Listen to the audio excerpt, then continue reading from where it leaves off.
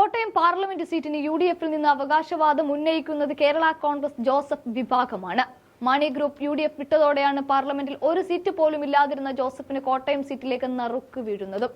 കഴിഞ്ഞ ദിവസം പുറത്തുവന്ന റിപ്പോർട്ടുകൾ പ്രകാരം മുൻ MP ഫ്രാൻസിസ് ജോർജിനെ ജോസഫ് കോട്ടയത്ത് മത്സരിപ്പിക്കുമെന്നാണ് അറിയിച്ചത്. LDF-ന് വേണ്ടി ജോസ് കെ മാണിയോ സിറ്റിംഗ് MP തോമസ് ചാഴികാടനോ മത്സരിക്കുവാനുള്ള സാധ്യത തുറന്നതോടെയാണ് ജോസഫ് ഗ്രൂപ്പിന്റെ ചർച്ചകൾ ഫ്രാൻസിസ് ജോർജിൽ എത്തി നിൽക്കുന്നതും.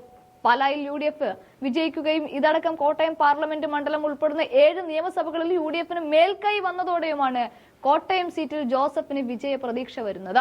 കോൺഗ്രസിന് കൂടി ഏറ്റവും സമ്മതനായ നേതാവ് എന്ന നിലയിലാണ് മുൻ MP കൂടിയായ ഫ്രാൻസിസ് ജോർജിനെ മത്സരിപ്പിക്കാൻ ജോസഫ് ഗ്രൂപ്പ് നേതാക്കൾക്കിടയിൽ ധാരണയുമുണ്ടായത്.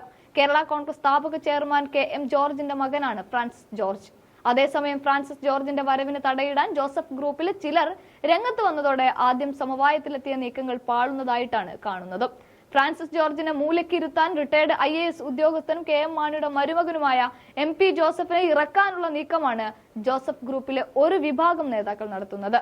KM മാണിയുടെ കുടുംബത്തിൽ നിന്നൊരാൾ മത്സരിക്കുന്നത് തിരഞ്ഞെടുപ്പിൽ നേട്ടമാകുമെന്നാണ് MP ജോസഫിനെ അനുകൂലിക്കുന്നവരുടെ പക്ഷം. MP ജോസഫിന് വേണ്ടി ഒരു വിഭാഗം നേതാക്കൾ വടംവലി തുടങ്ങിയതോടെ ആരെ കളത്തിൽ ഇറക്കുമെന്ന ആശയക്കുഴപ്പത്തിലാണ് PJ ജോസഫ് ഉള്ളത്.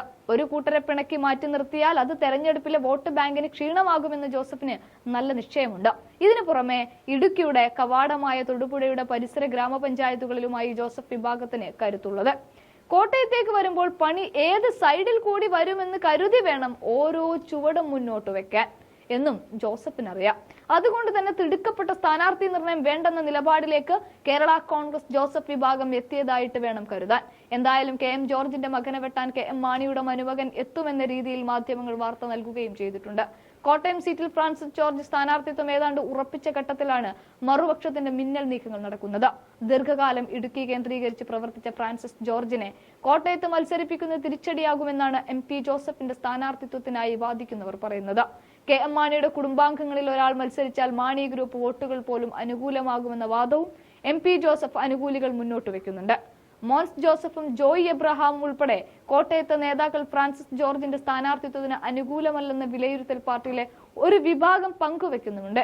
PC തോമസിനെ മത്സരിപ്പിക്കുന്നതിൽ കോൺഗ്രസ് നേതൃത്വത്തിന് താല്പര്യമില്ലെന്ന സൂചനകളും പുറത്തുവരുന്നുണ്ട്.